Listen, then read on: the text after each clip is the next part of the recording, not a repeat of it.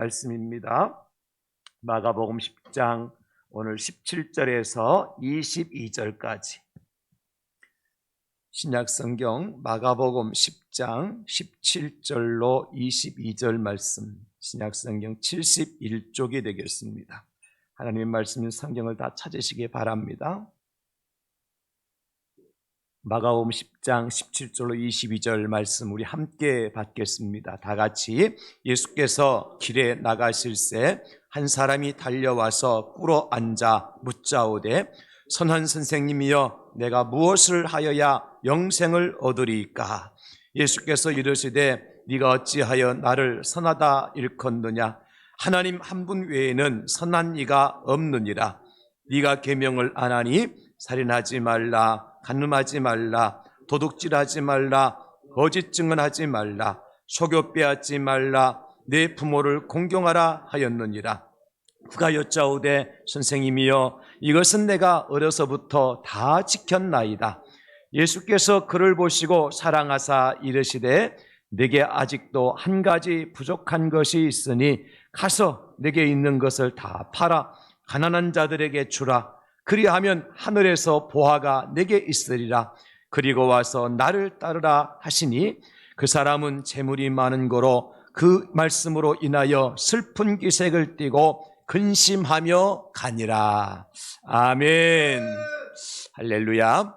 오늘도 십자가의 사랑을 품고 우리를 위해서 죽으신 예수님의 그 크신 사랑이 사순절 네 번째 주일을 맞아 예배하는 저와 여러분들에게 각각 풍성하게 임하게 될 줄로 믿습니다.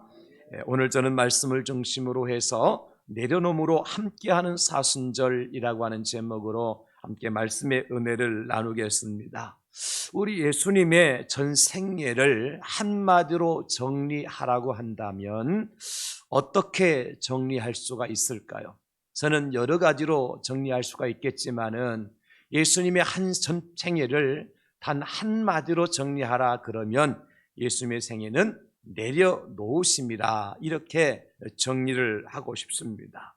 예수님은 내려놓으심의 대명사이시죠. 하늘의 영광 보좌를 다 내려놓으시고 이 땅에 사람의 몸을 가지고 오셨습니다. 또 이 땅에 태어나실 때도 다른 사람에게 몸을 여관이나 사관을 다 내려놓으시고 당신은 마국간의 말구유에 태어나셨습니다. 그리고 33년 동안의 이 땅에서의 삶을 우리가 가만히 들여다보면 우리 주님께서 당신 스스로 누리신 것은 아무것도 없습니다.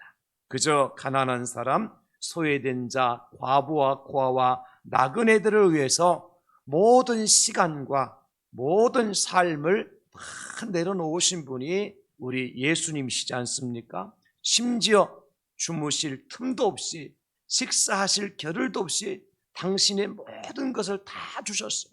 이것이 우리 주님의 생애이기 때문에 그 주님의 생애를 한마디로 정리하라 그러면 내려놓으십니다. 이렇게 말을 할 수 있습니다. 뿐만 아니라 우리 예수님께 마지막 십자가에 달려 돌아가실 때를 여러분 생각해 보시기 바랍니다. 십자가에 달려 돌아가실 때에 당신의 몸 안에 있던 물과 피까지 다 쏟아부어 주셨어요. 그리고 당신의 몸에 걸치고 있던 이제 겉옷까지 시루라기 하나도 남기지 아니하시고 다 내려놓으시고 당신의 생명까지 주시고 주님은 십자가에서 죽으신 겁니다.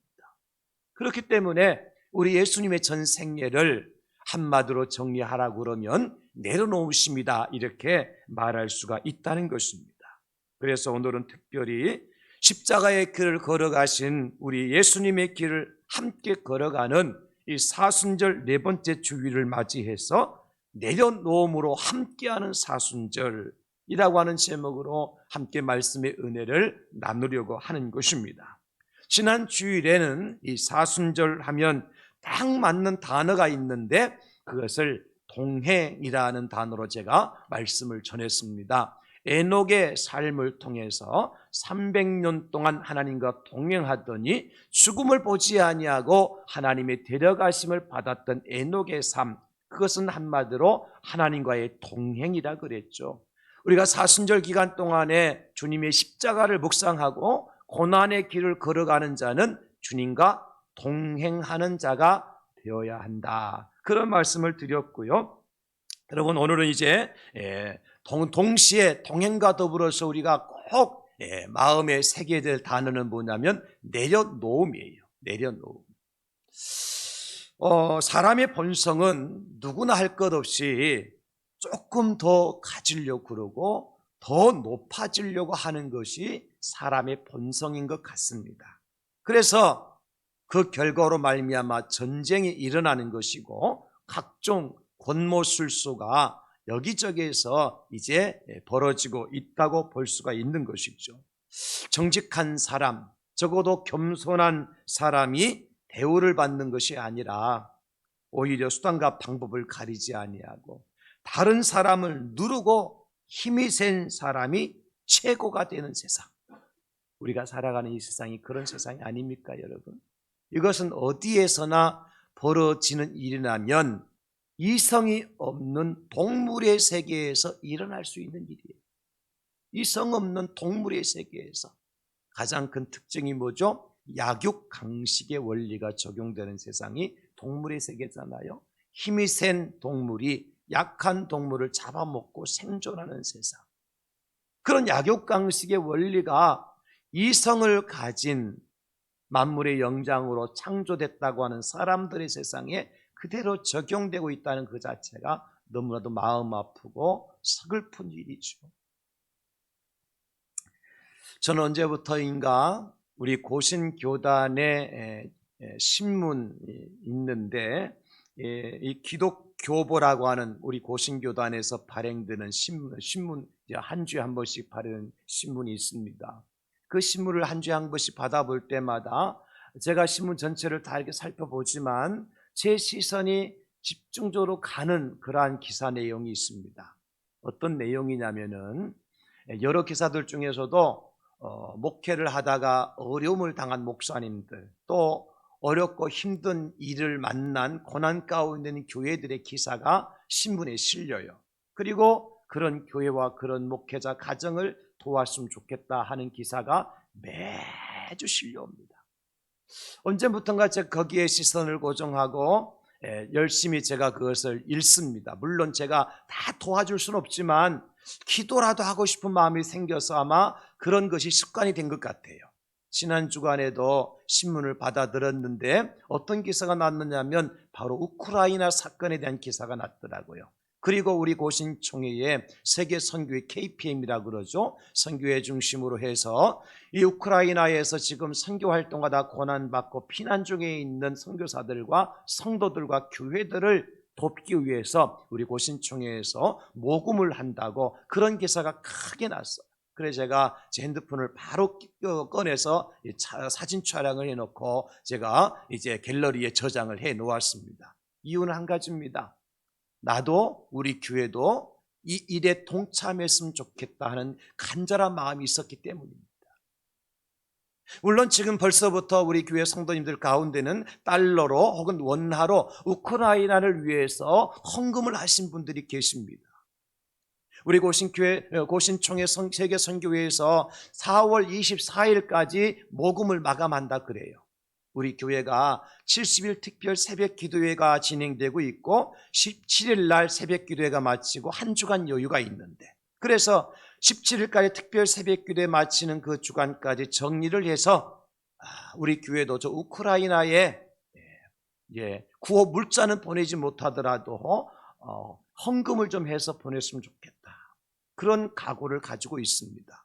그래서 우리가 이 특별 새벽 기도회가 마치는 날 되어지면 크게 몇 가지를 실행하게 될 것인데요. 첫째는 우리가 지금 계속해서 수요일 새벽마다 드리는 헌금을 통해서 저 아프리카 우간다에 있는 무너진 교회당을 세우는 일을 할 거예요.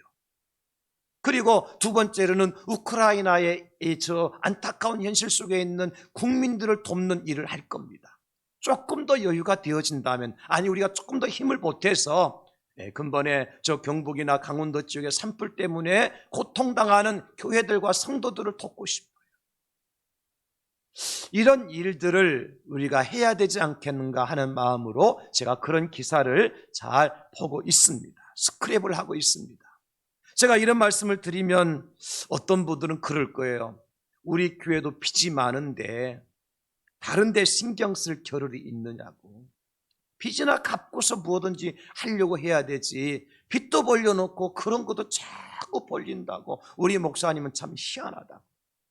여러분, 그런데 교회 빚에 대한 걱정은 목사인 제가 더 많이 합니다. 솔직히 이런저런 생각할 때마다 밤잠을 설칠 때도 없잖아 있어요. 그러나 지금은 조금 더 우리의 생각의 폭을 좀 넓혔으면 좋겠다. 우리의 믿음의 시야를 좀 넓혔으면 좋겠다는 간절한 마음이 있습니다. 그래서 우리보다 더 힘들고 더 어렵고 더 고통스러운 우리 이웃이 있다는 사실을 보고 그들에게 우리의 사랑의 손길을 펼칠 수 있다면 하나님께서 얼마나 기뻐하실까. 그리고 우리 주님께서 걸어가신 그 길이 바로 이런 길이었기 때문에 저와 여러분들도 이 사순절 기간만큼이라도 주님 걸어가신 그 길을 따라가는 마음으로 함께 사랑을 흘려보내는 동참하실 수 있기를 예수님의 이름으로 축원합니다. 그런데 여러분, 우리가 이런저런 일을 하기 위해서는 내가 먼저 내려놓지 않고는 할 수 없다는 거예요. 내가 하고 싶은 거 다 하고, 먹고 싶은 거 다 먹고, 입고 싶은 옷 다 사 입고, 즐기고 싶은 거 다 즐기고 난 다음에 이런저런 일을 해야지라고 생각하면 도무지 할 수 없어요. 그럼 어떻게 해야 되느냐? 내가 커피 한 잔 값이라도 내려놓을 때 가능한 거. 내가 즐겨 먹는 삼겹살 한 근 값이라도 내려놓을 때 가능한 거고요. 피자 한 판 값이라도 내려놓을 때 가능한 것이고요. 소주 한 병 값 내려놓으면 되잖아요. 담배 한 개 빚값 내려놓으면 되잖아요.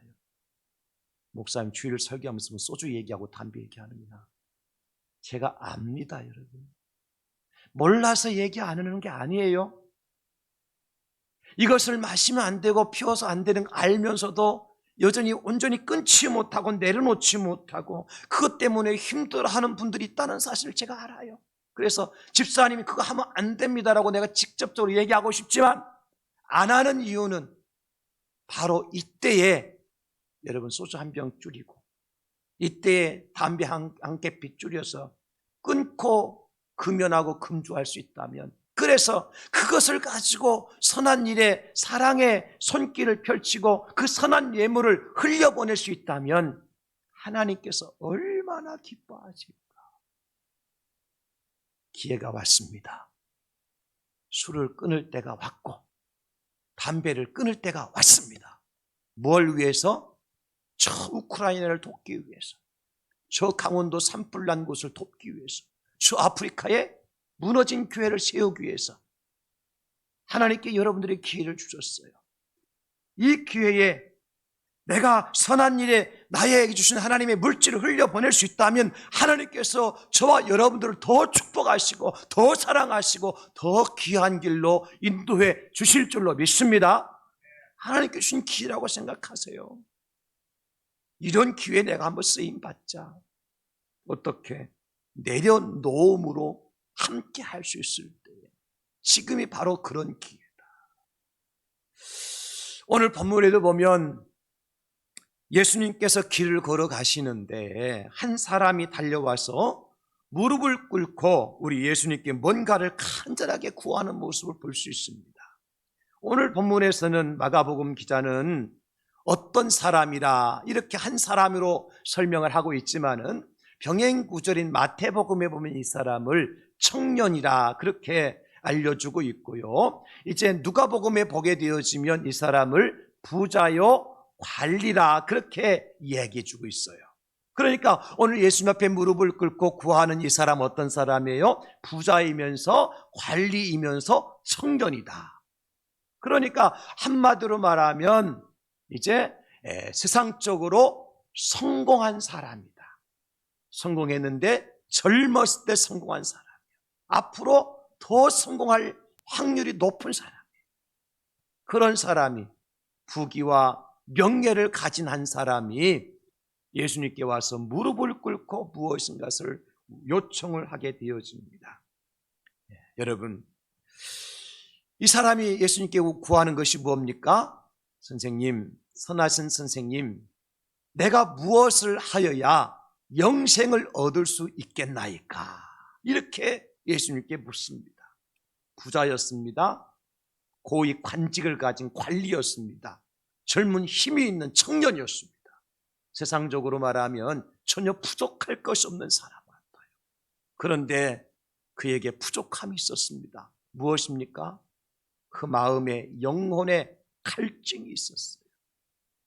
오늘 우리는 이 부자 관리 청년을 보면서 무엇을 깨달을 수 있나요? 아무리 세상에서 많은 재물을 가지고 있다 할지라도, 아무리 높은 고위 관직에 올라 있다 할지라도, 아무리 강한 힘과 건강을 가지고 있다 할지라도 그것이 우리를 진정으로 만족시킬 수 없다. 왜? 우리는 영적인 존재이기 때문에 세상의 것만 가지고는 만족하며 살 수가 없다는 것입니다, 여러분. 그래서 이 부자 청년이 예수님께 무릎을 꿇고 구하는 것 아니겠습니까? 그의 질문에 예수님께서 뭐라고 대답하시죠? 계명을 지키라, 그렇게 말씀하세요. 예수님께서 말씀하신 계명이 어떤 계명입니까? 살인하지 말라, 간음하지 말라, 도둑질하지 말라, 거짓 증언하지 말라, 속여 빼앗지 말라, 내 부모를 공경하라. 10가지 계명 중에 5번째부터 10번째까지의 계명을 예수님께서 말씀하셨어요. 이 예수님의 말씀을 듣고 오늘 이 부자 청년이 뭐라고 얘기합니까? 이 모든 것들을 내가 어렸을 때부터 다 지켰나이다. 여러분, 우리는 이 부자 청년의 말을 듣고 어떤 생각이 드십니까?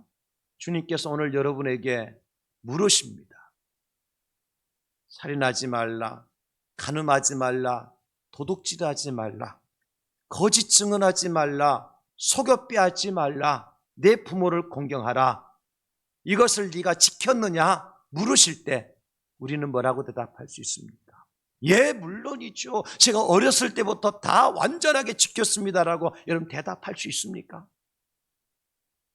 오늘 부자 관리 청년은 담대하게 대답합니다. 예, 제가 이 모든 것을 어렸을 때부터 다 지켰나이다. 얼마나 멋집니까? 얼마나 대단합니까? 저는 저와 여러분들이 이런 삶을 살아가실 수 있기를 예수님의 이름으로 축원합니다. 예수님 믿는 것은요, 말씀을 듣는 것으로 끝나는 것이 아니라 듣고 행하는 자라야 복이 있는 사람입니다. 10계명을 딸딸딸 제1계명부터 10계명까지 외워봤자 무슨 소용이 있습니까? 사도신경을 매일같이 주문처럼 외워봤자 무슨 소용이 있습니까? 그 말씀대로, 그 고백대로, 그 계명대로 지키고 살아가는 자가 복 있는 사람이라고 성경은 분명히 말씀하고 있어요. 말씀을 듣기만 하고 행하지 않는 어리석은 자가 되지 말고, 여러분 귀를 열어 말씀을 듣고 여러분 마음판에 가슴판에 새겨진 그 말씀대로 실천하며 살아가는 저와 여러분 될 수 있기를 다시 한번 예수님의 이름으로 축원합니다. 여러분, 믿음은 관념이나 이상이나 이론이 아니라는 거예요. 믿음은 행함입니다. 그래서 야고보 사도는 뭐라고 말씀하고 있죠? 행함이 없는 믿음은 죽은 믿음이라. 호흡이 없는 영혼이 죽은 것 같이 행함이 없는 믿음은 죽은 믿음이라, 그렇게 말씀하고 계세요. 오늘 많은 그리스도인들이 왜 욕을 먹습니까? 왜 교회가 세상에 멸시의 대상이 되고 있습니까? 알기는 알아요, 듣기는 들었어요, 암송도 많이 해요. 그런데 그 말씀대로 살지 못하기 때문에 욕을 먹고 멸시를 당하는 겁니다. 제가 일부 예배 또 말씀을 드렸습니다만은 저 우크라이나의 젤렌스키 대통령이 왜 새로운 사람으로 지금 많은 사람들에게 회자가 되고 있습니까? 이유는 한 가지입니다. 만약에 그도 나도 애국자다 말을 하면서, 나도 이 나라 이 민족을 사랑한다 말을 하면서도, 그가 전쟁이 일어나자마자 위기에 봉변했을 때에 나라를 버리고 미국에서 제공한 비행기 타고 도망을 갔다고 할 것 같으면 젤렌스키는 더 이상 이 땅에 존재할 이유가 없는 거죠. 그러나 많은 사람들이 아마 젤렌스키는 도망갔을 거야, 피난했을 거야, 저 코미디 출신 대통령이 뭘 해, 그렇게 비웃고 있을 때 그는 뭐라고 그러면 어떻게 합니까? 자기의 이제 셀프 카메라를 딱 대고 나 여기 있다, 나를 태워줄 비행기 보내주지 말고 적과 싸울 수 있는 탄약을 보내주라, 그렇게 말하잖아요. 그 행동을 보여주지 않습니까? 그러니까 젤렌스키가 위대한 대통령이라고 다시 많은 사람들에게 회자가 되는 겁니다. 여러분, 우리는 믿음의 사람들입니다. 믿음은 바라는 것들의 실상이요 보이지 않는 것들의 증거라고 하셨는데, 우리가 이것을 암송만 할 것이 아니라 내가 참 믿음의 사람이라는 사실을 많은 사람들 앞에 보여줄 수 있어야 돼요. 무엇으로? 우리의 말과 행동으로. 할렐루야. 오늘 부자 청년을 보면 이걸 배울 수 있어야 돼요. 나도 하나님 앞에 이것을 내가 다 지켰나이다, 내가 다 행하였나이다 말할 수 있어야 된다는 것입니다. 오늘 이 부자 청년이 부자가 된 것은요, 제가 이 말씀을 묵상하면서 깨달은 것이 있어요. 그래서 남 속여서 적당히 거짓말 사기치면서 번 재산으로 부자가 되고 높은 고위 관직에 돈 주고 사서 올라간 것 아닌 것 같습니다. 여러분, 그렇죠? 정직히 땀을 흘리고 열심히 수고해서 얻은 소득이요, 내가 열심히 공부하고 노력하고 시험 쳐서 올라간 관직입니다. 우리 그리스도인들은 그런 삶이 필요한 겁니다. 돈 가지고 모든 것을 매수하려고 하지 말고, 백 가지고 모든 것을 다 찾으려고 하지 말고, 정직하게 겸손하게 하나님 주신 말씀과 능력으로 내가 열심히 공부하고 노력해서 땀을 흘리고 수고해서 밤잠 안 자고 열심히 내가 힘써서 하나님의 은혜로 부자가 되고 하나님의 은혜로 고위 관직에 올라갈 수 있어야 되는 것입니다. 어쨌든 오늘 이 부자 청년 대단한 사람입니다. 그렇기 때문에 우리 예수님께서 이 부자 청년을 향해서 이렇게 말씀을 해 주십니다. 21절, 예수께서 그를 보시고 사랑하사 이르시되. 예수님은 아셨습니다. 이 부자 청년의 지금까지 살아온 과정을 아셨습니다. 대단하죠, 우리 예수님의 시선이. 우리 예수님의 시선은 언제나 우리에게서 뭘 찾으신 줄 아세요? 우리의 단점을 찾으시는 분이 아니에요. 우리의 못하는 것 찾으시는 분이 아니에요. 먼저 뭘 보십니까?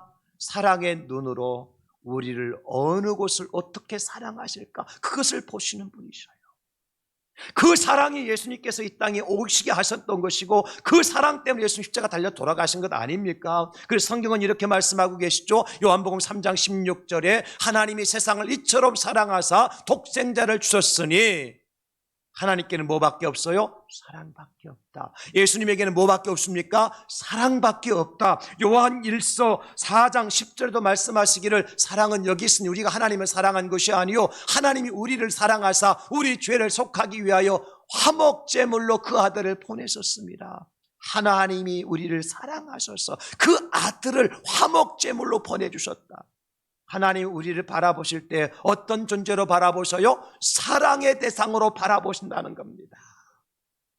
내가 하나님 앞에 사랑받을 만한 구석이 없음에도 불구하고 오늘 예수님이 부자 청년을 바라보시면서 사랑하사 이르시되 말씀하신 것처럼, 하나님은 저와 여러분들을 바라보실 때에 사랑의 눈으로 바라보고 계시고 사랑의 마음으로 바라보고 계시고, 오늘도 우리를 사랑하는 마음으로 우리를 불러주신 줄 믿으시기를 예수님의 이름으로 축복합니다. 그래서 우리 하나님은 어떤 분이시냐? 요한일서 4장 16절에 보면 하나님이 우리를 사랑하시는 사랑을 우리가 알고 믿었나니 하나님은 사랑이시라. 하나님은 사랑이십니다. 여러분, 그 사랑이 모든 것을 내려놓게 하시는 겁니다. 그 사랑이 존귀하신 하나님께서 친히 십자가에 달려 죽게까지 하신 것입니다. 그 사랑이 우리를 구원의 자리로 인도해 주신 것입니다. 그러므로 여러분, 우리 모두가 주님이 초대하시는 사랑의 자리로 나아갈 수 있기를 주의 이름으로 축복합니다. 누가 내려놓음의 삶을 살아갈 수가 있느냐? 그 하나님의 사랑을 받은 자입니다. 그 하나님의 사랑을 알고 깨닫은 자입니다. 그 주님의 사랑이 내 마음속에 물밀듯이 밀려오는 그 사랑을 깨닫고 살아가는 사람이 내려놓는 삶을 살아갈 수가 있는 거예요. 예수님의 사랑으로 가득 채우고 살아가는 사람이 내려놓음의 삶을 살아갈 수가 있는 것입니다. 주님의 사랑이 없이는 내려놓을 수가 없습니다. 여러분, 그것을 기억하셔야 돼요. 내가 어떻게 내려놓음의 삶을 살아갈 수 있는가? 주님의 사랑을 내가 받아야 되고, 주님의 사랑을 내가 간직해야 되고, 주님의 사랑으로 내가 체험을 받게 되어질 때에 그 사랑이 우리를 강건하여 내려옴의 자리까지 나아갈 수 있도록 인도해 주실 줄로 믿습니다. 주님의 사랑이 나로 하여금 십자가의 길로 걸어가도록 인도해 주실 줄 믿으시기 바랍니다. 주님의 그 크신 사랑이 나의 모든 것을 내려놓고도 만족하며 하나님께 영광을 돌려드릴 수 있도록 하시는 축복의 은혜라고 하는 사실을 믿으시기 바랍니다. 그 사랑하는 자를 향한 주님의 음성은 계속되죠. 그러나 내게 한 가지 부족한 것이 있구나. 그것이 뭐예요? 가서 내게 있는 것을 다 팔아 가난한 자들에게 주라. 그리하면 하늘에서 보화가 내게 있으리라. 그리고 와서 나를 따르라.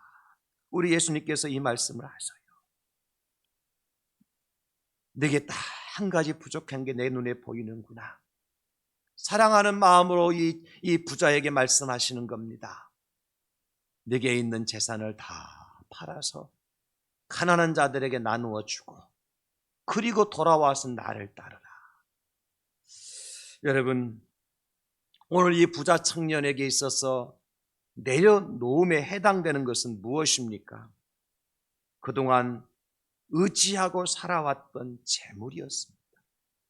그렇게 열심히 땀을 흘리고 노력해서 모아놓은 재물이었습니다. 어떻게 보면 이 사람에게는 이 재물은 이 부자에게 재산 목록 1호였겠죠.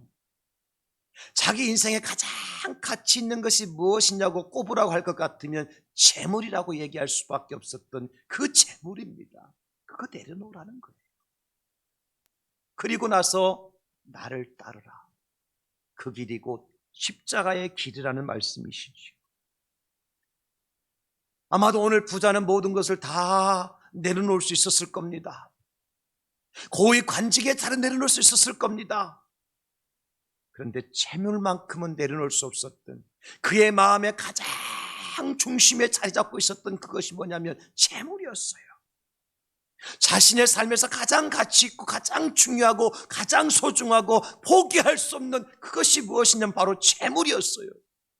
그것을 우리가 어떻게 할 수 있습니까? 예수님께 그 말씀을 하시자 이 부자 청년이 어떻게 하죠? 22절을 보시면 그 사람은 재물이 많은 거로 이 말씀으로 인하여 슬픈 기색을 띠고 근심하며 가니라. 그렇게 말씀하셔요. 사랑하는 성도 여러분, 그러므로 우리에게 내려놓음이란 무엇을 의미하는 걸까요? 모든 물질을 다 포기하라는 말씀일까요? 여러분, 그렇지 않습니다. 오늘 부자 청년에게 주님께서 내려놓으라고 하신 것은 재물이었지만 그가 생각하고 품고 있었던 자기 인생의 최고라고 생각했던 그것을 내려놓으라는 거예요. 하나님 외에 최고라고 생각했던 그것, 쉽게 말하면 삶의 우선순위를 좀 바꿔보라는 겁니다. 재물이 필요 없는 것이 아닙니다, 여러분. 재물이 있어야 우크라이나를 도울 수 있고 아프리카에 교회도 세울 수 있고 우리가 많은 선교도 할 수 있고 이제 지역 사회를 도울 수 있는 일을 할 수가 있지 않습니까? 그런데 문제는 뭐예요? 그것이 우상이 돼서는 안 된다는 겁니다. 그것을 내려놓으라는 거예요. 때로는 우리에게 가장 큰 재물이 뭡니까? 오늘 내려놓지만 부자가 내려놓지 못했던 재물과 같은 것이 무엇입니까?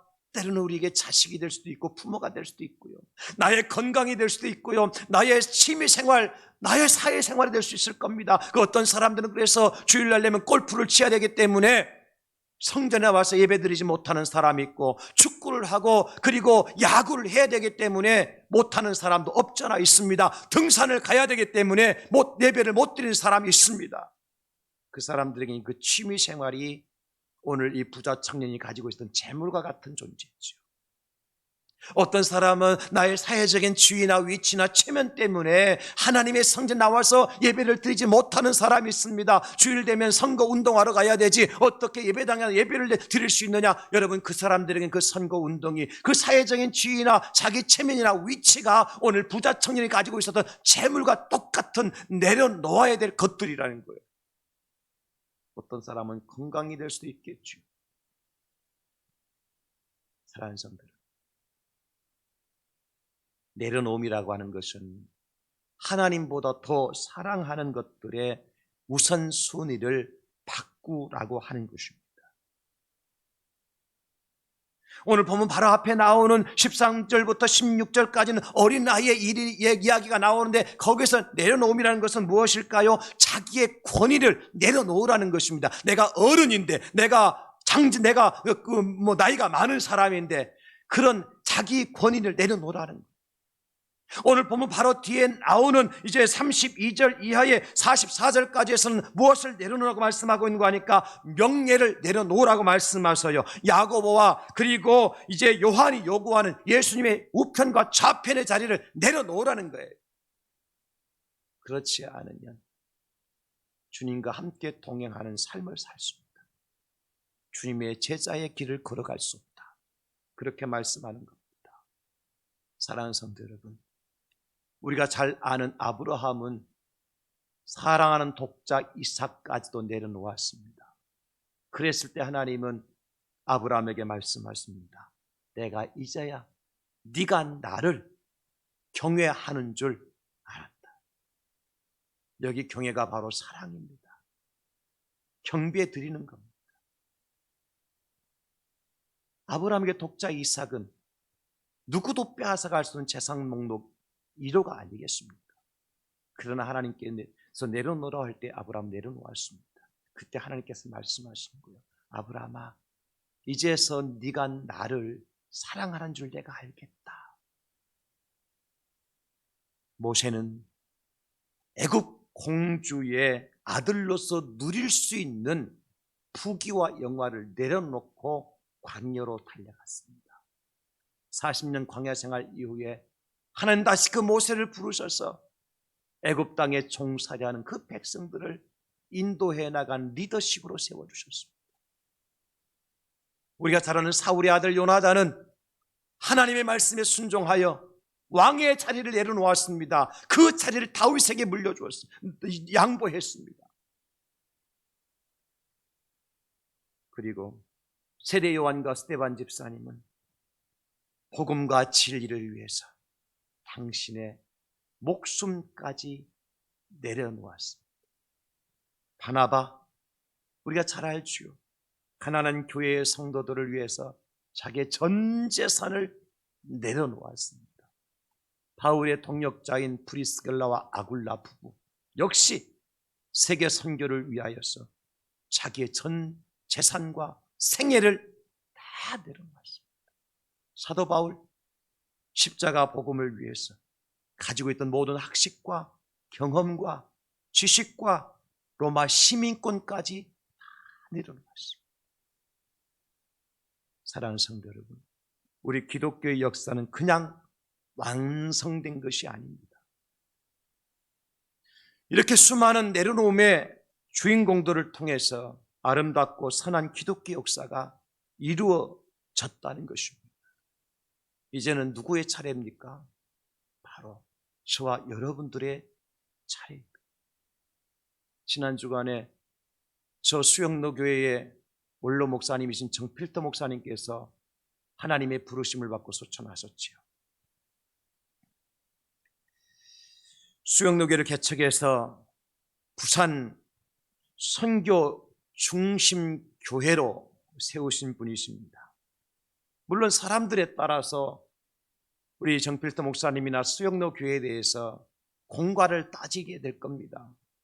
주변에 많은 작은 교회들이 힘든 경험을 한 것이 사실이기도 하기 때문에 그렇습니다. 그러나 한 가지 분명한 것이 있습니다. 그것은 우리 정필터 목사님은 부산 교계에 큰 나무 역할을 하셨다는 겁니다. 방송 선교를 위해서 방송국을 건설한다든지, 해운대 백사장에 수십만 수백만의 인파가 몰려서 선교 대형 집회를 하게 될 때에 행정과 재정적인 모든 것을 책임지고 동원하고 협조했던 분이 바로 우리 정필태 목사님이었습니다. 지난 주간에 장례식을 일주일 동안 이제 치르게 되어졌는데, 수영로 교회에 이제 건물에 현수막이 크게 내려져 있었습니다. 그 현수막의 내용이 뭐냐면 이렇게 기록이 되어져 있더라고요. 무릎으로 세운 교회, 목사님의 큰 뜻을 이루겠습니다. 제가 저렇게 붉은색으로 이제 써놓은 무릎으로 세운 교회, 저는 여기에 참 마음이 흔들리기 시작했습니다. 무릎으로 세운 교회. 목사님은 서울에서 공부하신 분이셔요. 부산까지 내려오리라고 생각도 못하셨던 분이에요. 그러나 가장 먼저 나를 초대하는 사람들에게 내려가겠다고 결단하시고, 부산에서 올라온 사람들이 초대해서 부산 내려오셔서 두 가정 가지고 시작한 교회가 수영로 교회였습니다. 무엇으로 교회가 세워졌겠습니까? 무릎으로 세워졌다는 것. 많은 분들이 정 목사님에 대해서 이런저런 얘기를 하지만 저는 한 가지 사실만큼 꼭 제가 기억하고 싶은 것이 있습니다. 그분은 생전에 무릎으로 목회를 하셨다는 겁니다. 그리고 그 교회를 무릎으로 세우셨다는 거예요. 이것이 저는 내려놓음이라고 믿는 겁니다. 그분이 가지고 있었던 지식이나 학식이 아니라 하나님 앞에 모든 것을 내려놓고 하나님의 은혜가 아니면 안 된다고 하는 그 믿음을 가지고 교회를 개척하고 세우셨던 분이기 때문에 이것이야말로 진정한 내려놓음의 모습이다. 여러분, 그렇다면 우리가 어떻게 내려놓는 삶을 살아갈 수 있을까요? 하나님 앞에 꿇는 무릎이 없이는 불가능합니다. 커피 한 잔 값 내가 내려놓을 수 있다고요? 천만의 만만의 말씀입니다. 하나님 앞에 꿇는 무릎이 없이는 불가능한 일입니다. 무릎 꿇고 기도할 때 하나님의 음성이 들려올 때 순종할 수 있지만, 무릎 꿇지 않고 기도하지 않을 때 아무리 목사가 고함을 지르고 아무리 강요를 하더라도 오히려 그것이 은혜가 아니라 그것이 뭐가 됩니까? 시험거리가 될 수밖에 없다는 거예요. 여러분, 그렇지 않습니까? 말씀드렸잖아요. 우리 교회도 빚이 많은데 목사님 참 지금 아프리카 교회를 생각할 때가 언제고 우크라이나를 생각할 때냐고. 당신 교회 빚이나 갚으라고. 기도하지 않으면 그렇게 들려올 수 있습니다. 그러나 기도하다 보면 불쌍히 여겨지는 마음이 생겨요. 기도하다 보면 바람 불면 지붕이 날아간 아프리카 교회가 보이고, 기도하다 보면 비만 날이면 무너져 내리는 흙더미가 무너져 내리는 흙더미 밑에서 기도하는 목사님의 모습이 보이고, 성도들이 흙투성이가 돼서 그 엎드려서 무릎 꿇고 기도하는 그 성도들의 모습이 보이는 거예요. 그런데 우리가 어떻게 가만히 있을 수 있겠습니까? 내려놓을 수밖에 없죠. 커피 한 잔, 내가 그렇게 즐겨하는 삼겹살 한 근값이라. 네. 저는 지난 주간에 동행이라는 단어가 사순절에 가장 합당한 단어 중에 하나라고 말씀드렸습니다. 오늘은 내려놓음이란 단어 또한 이 사순절에 우리가 새게 될 말씀 중에 하나라고 생각을 합니다. 누가 내려놓음의 삶을 살아갈 수 있습니까, 여러분? 역시 지금도 하나님은 살아계시는 분이고 나를 사랑하시는 하나님이라는 사실을 믿는 자가 내려놓을 수가 있는 것입니다. 오늘 부자 청년, 예수님의 사랑을 많이 받았어요. 그럼에도 불구하고 안타깝게도 내려놓음의 삶에 실패하고 말았습니다. 그 이유가 뭐냐?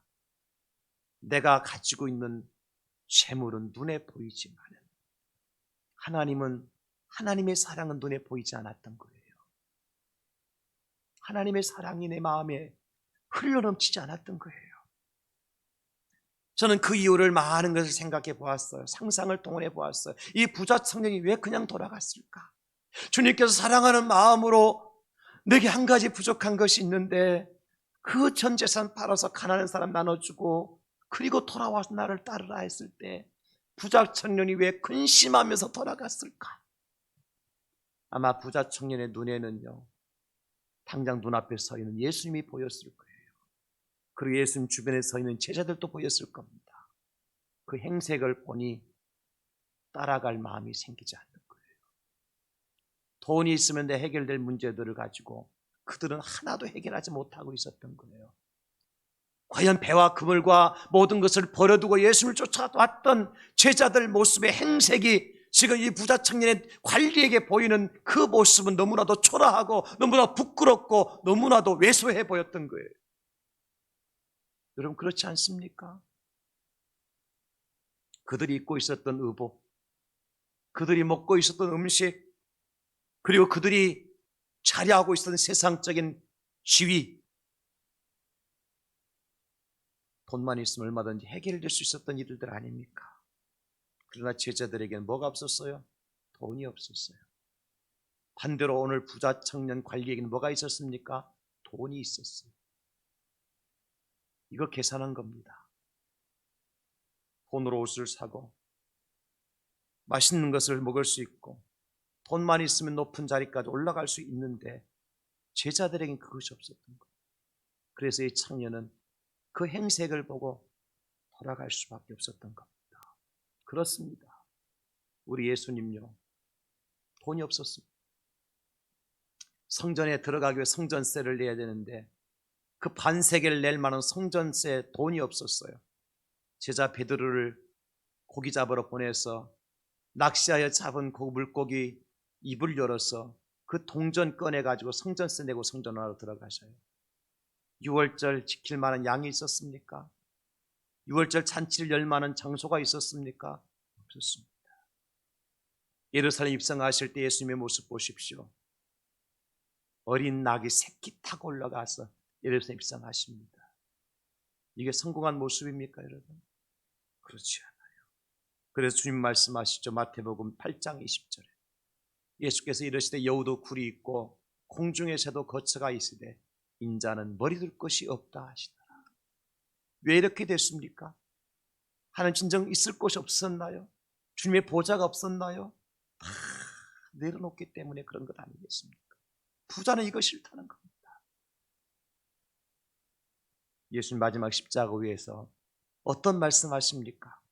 요한복음 19장 30절 예수께서 신포도주를 받으신 후에 이르시되 다 이루었다 하시고 머리를 숙이니 영혼이 떠나가십니다. 다 이루었다. 도대체 뭘 이루셨다는 겁니까? 그분이 부자가 됐습니까? 그분이 높은 관직을 차지하셨습니까? 세상 사람은 가진 것이 있어 이루었다고 얘기하지요. 높은 자리에 올라가야 이루었다고 말하지 않습니까? 그러나 우리 예수님은 십자가 위에서 아무것도 없는 상태에서 모든 걸 다 잃어버린 상태에서 모든 걸 다 내려놓은 상태에서 말씀하시기를 다 이루었다 말씀하시는 거예요. 여러분 여기에 놀라운 비밀이 숨겨져 있습니다. 우리가 언제 다 이루었다 말할 수 있는 자격이 있느냐?